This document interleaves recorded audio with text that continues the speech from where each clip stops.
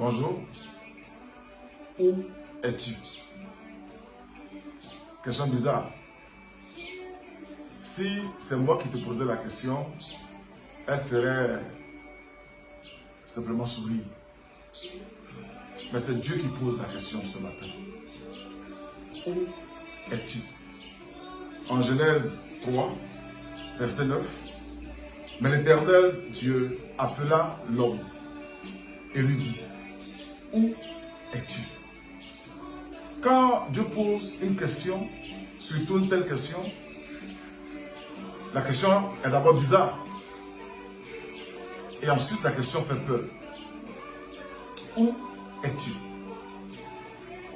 Pour le contexte, rappelez-vous que Adam et Ève avaient été mis dans le jardin, avec tout à leur disposition, et aussi avec interdiction de toucher à l'arbre de la connaissance du bien et du mal. Et séduits par le serpent, ils ont péché contre Dieu. Ils ont touché à l'interdit.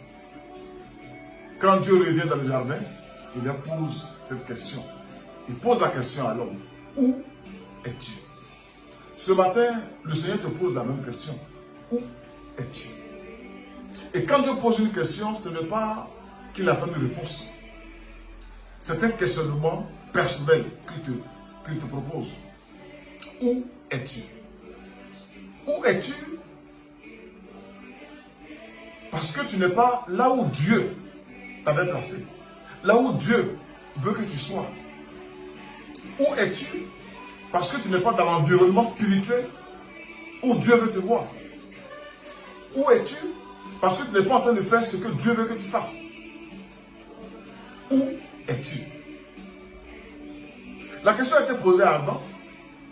Et il a dit, j'ai eu peur et je me suis caché.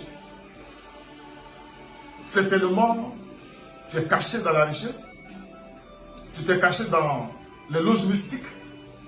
Tu t'es même caché dans les religions. Où es-tu? Adam dit qu'il a eu peur. Si tu ressens cette même peur ce matin, c'est que tu n'es pas au bon endroit. Si tu ressens cette même peur ce matin, c'est que tu n'es pas là où Dieu veut que tu sois. Où es-tu? Est-ce que tu as fait la paix avec ton Sauveur? Ça semble bizarre de dire qu'il y en a qui se cachent dans la religion. Effectivement, la religion, c'est tout ce que nous mettons à notre disposition pour atteindre Dieu. Ce n'est pas nous qui mettons les règles en place, c'est Dieu qui met les règles en place. Ce n'est pas nous qui allons vers Dieu, mais lui, il est venu vers nous. Car Dieu a tant aimé le monde qu'il a donné son Fils unique, afin que quiconque croit en lui ne périsse point, mais qu'il ait la vie éternelle. C'est à toi que je pose cette question ce matin. Où es-tu? Est-ce que tu es là où Dieu veut que tu sois? Est-ce que tu es en Christ? Toutes les cachettes que tu peux te faire, ce ne sont pas de bonnes cachettes. Tout ce que tu peux te donner pour apaiser ta conscience, ce n'est pas là où Dieu veut que tu sois. Où es-tu ce matin? Où es-tu? Cette question, Dieu te la pose et je la répète. Où es-tu? Dieu ne te voit pas dans son livre de vie. Il ne voit pas ton nom inscrit dans le livre de vie. Où es-tu? Tu es certainement dans une communauté, mais il ne voit pas ton nom écrit dans le livre de vie. Tu es certainement dans les fétiches. Tu es certainement dans les loges mystiques. Tu es certainement dans les clubs des riches.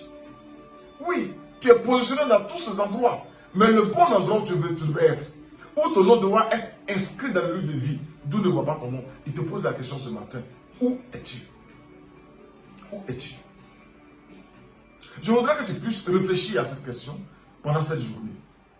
Est-ce que tu es au bon endroit? Est-ce que tu es dans le bon environnement spirituel? Est-ce que tu as la bonne position? Est-ce que tu es dans la bonne communion spirituelle? Ce matin, je vais t'inviter. La bonne position, là où Dieu peut te localiser, là où Dieu peut voir ton nom inscrit dans le lieu de vie, c'est en Jésus-Christ. Et je voudrais te donner ce verset dans Jean 3, 36. La Bible dit, celui qui croit au Fils a la vie. Celui qui ne croit pas au Fils ne verra pas la vie. Et la colère de Dieu demeure sur lui. Où es-tu? Bonne journée. Que le Seigneur te bénisse. Amen.